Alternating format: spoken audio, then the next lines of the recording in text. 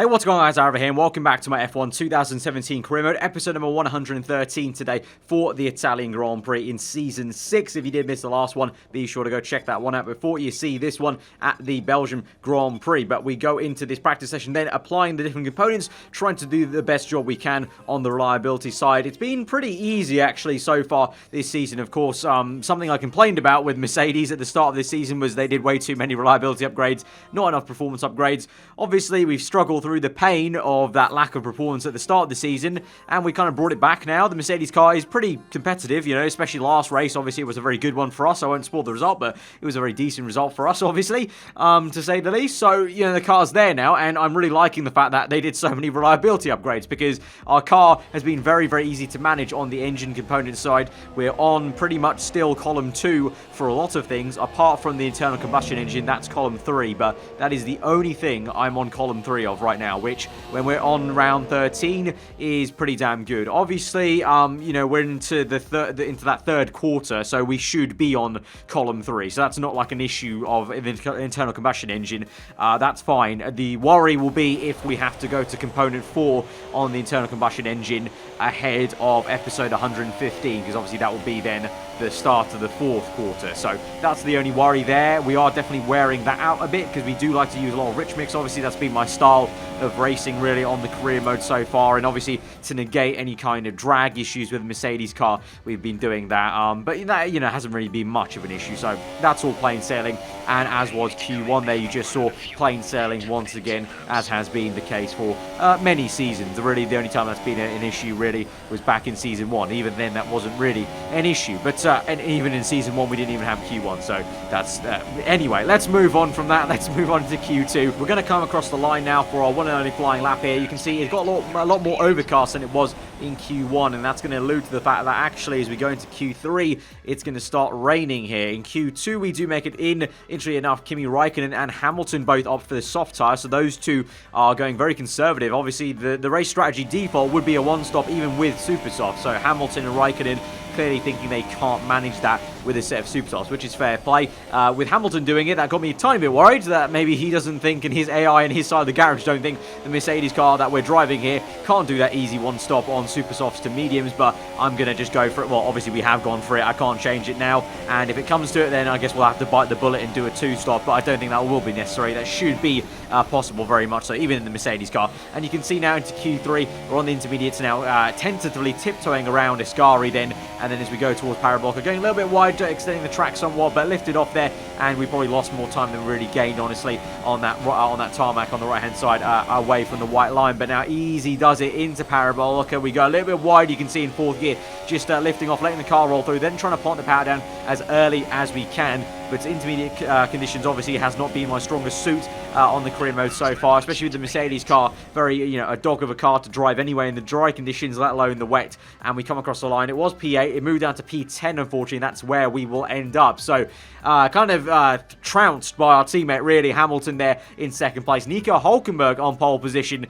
And obviously the Red Bull car's going well there in third and fourth. But alluding to, you know, with Hamilton there in second, obviously he got pole last race. Alluding to the fact that, yeah, we really have done an excellent job on this car to bring it back into, you know, where it was basically at the start of the career mode. That was the job at hand, basically coming to the Mercedes car. You know, this season was the Mercedes was probably the fourth best car, and trying to bring it back to where it was, to its former glory. And I guess we're kind of almost doing that, although you can clearly see the Renaults are still there. The Red Bulls are kind of there. The Ferraris are the ones that have dropped off a little bit. And the Force Indies really haven't been anywhere so far this season, which has kind of been surprising because obviously that's the team I came from last season. So I would have expected them to be quite high up there. But alas then, we're a P10. You know, that's how the cookie crumbles. We're just going to try and do the job. Obviously, the win last time we got in the Belgian Grand Prix was from outside the top 10. So never say never. Let's just try and do the best job we can here. Obviously, plenty of slipstream that we're going to use to good effect with DRS. So let's just go out there and have some fun. So let's get into the full grid, and then we'll go to the race. So before the off, let's remind ourselves of yesterday's qualifying session with a look at the starting grid. Nico Hülkenberg lines up on pole position, and Lewis Hamilton completes the front row. Looking down the rest of the grid, we have Ricciardo, Perez, Esteban Ocon, and Vettel, Palmer, Räikkönen, a Mercedes, and Roman Grosjean. Massa, Sainz, Max Verstappen, and Kvyat, Magnussen, Stroll, Fernando Alonso, and Pascal Wehrlein. Van Dorn, and Marcus Ericsson rounds off the grid. Now it's almost time to lights out, so let's go down to the track. Right, so here we are on the grid in P9, actually, as Max Verstappen has been given an engine penalty. I'm assuming he drops down to P13, so commiserations for him. Obviously, he's already had a lot of bad luck this season, and more is coming in his way here at Italy. So we're up one position, P9, but there you go. The default strategy, super soft to the mediums. I don't think we're going to have any worries about that, so let's just get into this then. To 5 red lights to the Italian Grand Prix here at Monza. Round number 13 of Season 6 is on the way as lights are out, and it's a good start for us compared to Kimi Raikkonen on the right side. Of course, Raikkonen on the soft tyres, we're on super soft, so I would expect that. Obviously, our tyres are going to grip in a little bit better than those yellow wall tyres. But as we go down into turn 1, there's a lock up there from Kimi, and that's due to the Haas of Romain Grosjean steaming it down the inside there. And they go 3 wide, the 2 Ferraris and the Haas, and Grosjean's been squeezed out. Then the 2 Ferraris will go side by side. Vettel and Raikkonen banging tyres. We're trying to go around the outside of Grosjean there. You've got the Toro Rosso right in the background as well. At the moment, still Hulkenberg that leads the way from Hamilton, and then was the Force India, I think, followed by Jolyon Palmer close behind. As we go down the inside then of Grosjean, the 2 Ferraris still tussling away, and Vettel's been squeezed out. We're still neck and neck with Grosjean, trying to find a way around the Frenchman there. It's the long way around. He can easily squeeze us out, and we've been hit with some dirty air there as he goes through ahead, and we're going to have to stick behind him. Some more dirty air for good measure on the next right-hander, and we lose a time and momentum there, but we'll come back at him straight away, get up into rich mix, get in the slipstream, and now you're about to see the drag reduction upgrades we've done so far to the car, the engine upgrades we've done to the car indeed. But it's going to be really close stuff. Grosjean just about gives us enough room, although we do have to cut the curb a tiny bit. On the next left-hander, we just swoop ahead, and he has to tuck in behind. Then he's on the medium tyre, so he had a great start to turn 1. And fair play, you know, if he had got ahead of both Ferrari cars, that would have been a really good strategy for him. Obviously, just being ahead, having track position there, as we now have Lance Stroll out of this Grand Prix. Yellow flags as we go down towards Parabolica there on the mini-map. You can see as we moved on to lap 3, then we're chasing after Raikkonen. Finally, he goes defensive. We go to the inside there. Raikkonen tried to go to the inside, but I went even further to the inside there. Dart down the inside, surprised him a little bit. He actually comes across a little bit rude in turn 2 and slams his front wing into my tyre. So luckily no puncture or anything like that, but we go through on the right-hand side then, squeeze through the curve, and we're up into P8 then eventually. So Raikkonen tried his best then to turn 2, tried some funny business, but we got it, and now we set a purple first sector as we close up now to lap 4, and Ricardo's had issues there. He's had a bit of a tangle with Sebastian Vettel and whatever the other car was. I think that may be the other Haas of Kevin Magnussen, I can't quite tell, or maybe the Renault of Jolyon Palmer, but we've closed up to Vettel and Ricciardo quite rapidly there, although hit some dirty air, and Vettel a little bit wayward, so we're not right up there, up the gearbox of Vettel quite yet, but we move on to lap 5 now, and we will do. You can see all 4 of us now really closing up. Can we try and make a move to the inside against Vettel? We'll try a pop down the inside there. It's going to be Hulkenberg's the one that was fighting with Ricciardo then, so my bad, wasn't Palmer to Hulkenberg. So once again, Palmer, I think that must be Palmer ahead of Hulkenberg then, as we go down the inside of Vettel. It's close stuff, and we have to lift off the throttle. Unfortunately, did not have the pace to stick that in there, and we have to lift off, and we have to lose even more time. We look behind us, and now, instead of looking ahead, we're looking behind at Raikkonen, although with rich mix and DRS, you can see he's not getting anything on us. We're actually gaining on Sebastian Vettel once again, and it's only lap 5, and plenty of action already has occurred here with the 2 Ferrari cars, but I'm going to try and end this now as we go and swoop around, go back to the racing line, and that is going to be the end of that story then against the Ferrari cars. Easily dispatched in at their home Grand Prix. The 2 Ferraris really not performing well, and quite funny enough, you know, just like last season almost in a way, they start off really well despite any kind of upgrades other teams do. The Ferrari guys have really started every season very well, the last 3 seasons especially, but now it seems like they just keep dropping off, and it looks like at the moment in this race so far, the Force Indias and, well, arguably the Renaults as well, very strong. Obviously, Hulkenberg's there. Hulkenberg was there. Palmer is there still, right up there. He's ahead of Ricciardo. So both those teams who weren't doing as well as I've mentioned before this season, that I was kind of waiting for them to kind of finally, you know, pull their socks up and do something this season. Looks like now, as we've gone through over halfway, they are, and we go down the inside now to a 3 wide moment there. We can manage to go down the inside of Palmer, but Ricciardo gets the elbows out and stays ahead in P4, but we've just about wrestled the car through the exit of Ascari then, and we're in P5, so a nice little 3 wide moment there, and the 2 Ferrari guys are now going to try and overtake Palmer. Looks like only one of them will manage it maybe, or they may tussle over themselves. Looks like, oh, a bit of contact was made. One of the Ferrari guys has got ahead of Palmer, and Palmer now finds himself in a Ferrari sandwich. Meanwhile though, we've got our eyes set on Daniel Ricciardo, obviously our title rival. We've got a juicy amount of, I can't exactly remember the exact points total, but 20 plus points over our main title rival, but we're going to go for it, and still, as ever, we're going to fight as hard as we can. can. And so we're going to try the switchback move. We set the move up in turn 1 on the exit of turn 2, having a little bit of a squirm on the throttle there, trying to get the power down as fast as we can as we climb up the gears. And Ricciardo just got ahead of us, but we do have the power now over the Red Bull for the first time, really, in the last 2 episodes with that last engine upgrade we did. So we're down the inside, but Ricciardo shoots around the outside. We'll go neck and neck into the chicane now. He's on the inside. He's forced us wide.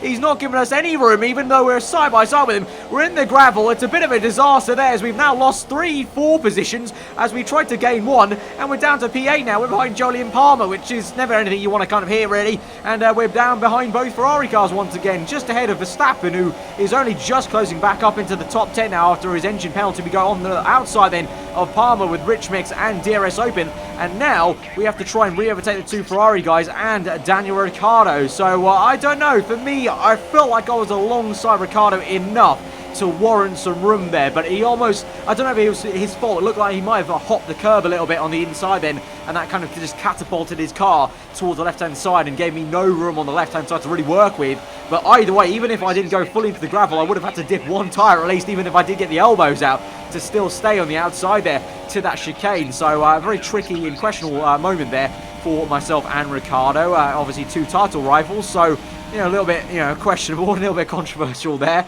But either way, we'll get through it. So we're in P1 now. As you can see, everyone else pit already. We continued on for more laps there. And I didn't have the pleasure of overtaking that Ferrari before he came to the pits. But now we're going to come in ourselves on lap 11. And there were some yellow flags for another car there that was having issues, but that's fine.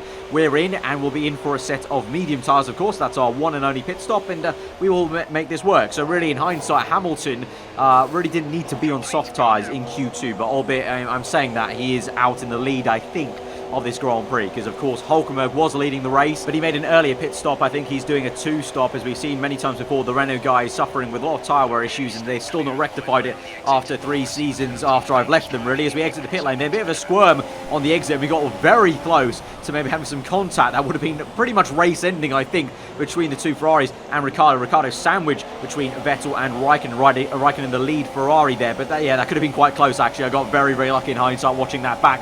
If I was literally an inch over, on the line, my left-hand tyre could have been completely shredded off there. So, counting my lucky stars as we go through Ascari, then we're closing up to these guys. They try and navigate Wehrlein, who's a slow Sauber. Verstappen in the background also closing up in this. So, eventually, the second Red Bull getting back into this Grand Prix in the top 10. We can see there Vettel and Ricciardo either side of Wehrlein. We go a little bit easy. We're on lean mixture in Parabolica. We've been doing that a few laps now, as it's a tactical way of saving fuel. Obviously, we can just lift and coast into Parabolica, gain the momentum there, and then we can use Rich Mix on the straight. You can see Wehrlein very closely, nearly took us out as he came into the pit lane there. So again, for the second time now in this race, getting lucky that I did not get taken out there by another car. And we go and overtake both those guys, Ricciardo and Vettel. Pretty damn easy overtake on the left-hand side there. Rich Mix going DRS. Obviously, those two looking at each other maybe a little bit, and we go on the left-hand side there, and it's pretty much like an overtake on the motorway down on the overtaking lane, and we're up into P10 now. So we can now try and close down on Kimi Raikkonen and try and effectively re-overtake him, of course. We're re-overtaking all these cars, as we were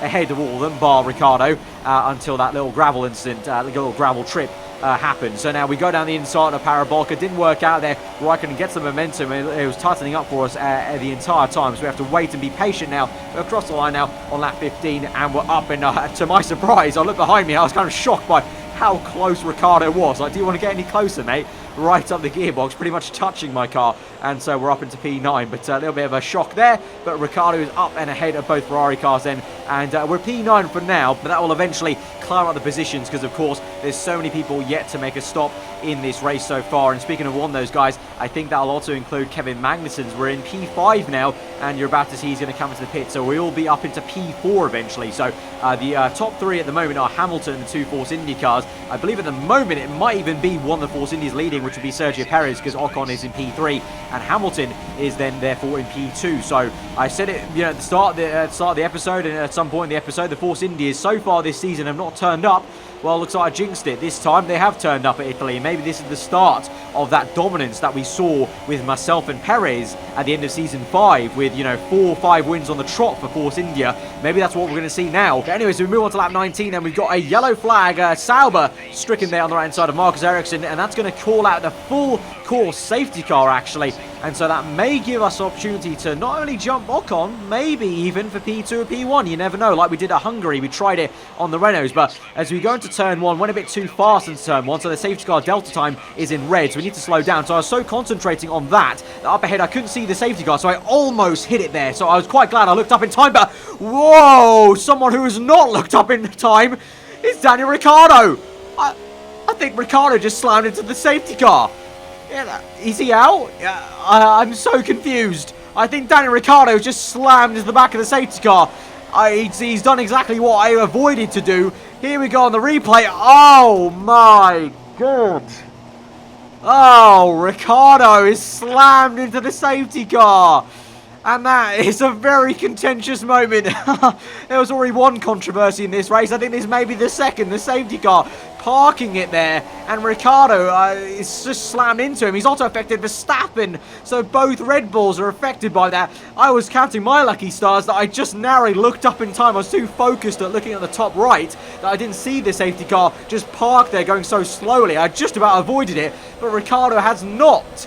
And so he's got a front wing damage, front wing off. He's made an extra pit stop now. We're in P4 still on our same medium tyres. And so that may be Ricciardo completely out the points. That is crazy scenes here at the Italian Grand Prix. So now we move on to the restart. Not the best restart, I will admit. You can see I've gone very slowly as I was so close to Ocon. But then into Parabolica, I lifted off too much. And then he's bolted away. But someone who's not bolted away is Sergio Perez. And now Hamilton trying to go around the outside for the lead of this Grand Prix. Hamilton v Perez. He's shoved Perez off on the right. And Ocon goes side by side with Perez momentarily. But it's Hamilton now who leads the Italian Grand Prix from Sergio Perez to Esteban Ocon. But we're in P4 still. And now it's no longer Max Verstappen in P5 because Hulkenberg's overtaken and Verstappen with some front wing damage. And so he's going slowly. And Ricciardo obviously with the front wing off. So he's already made that pit stop. So really unfortunate. But here we go now. Lap 25 with 3 laps to go. Less than 3 laps to go. We're closing up to the Frenchman now on the right hand side. Easy does it. No DRS needed. Just rich mix down the inside Parabolica.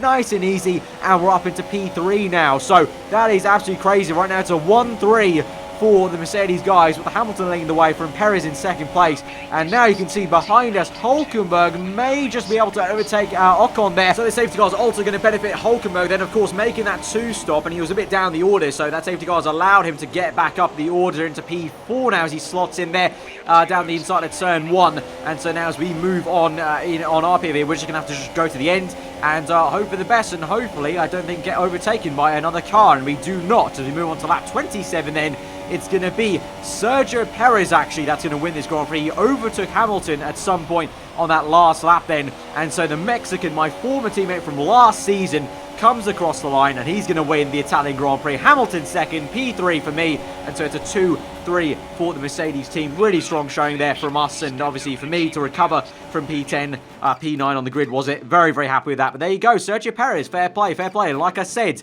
you know, is this the start of a bit of a Force India dominance now? Because last season, this is exactly what happened. It took us a while to really get going, but as soon as we got into the second half, really, or even the last third, really, of the season in Season 5, me and Perez had that 5-win streak of, you know, us replacing each other. You know, he would win one, I would win one, he would win one, I would win one, and so on. And so is this the start of just that?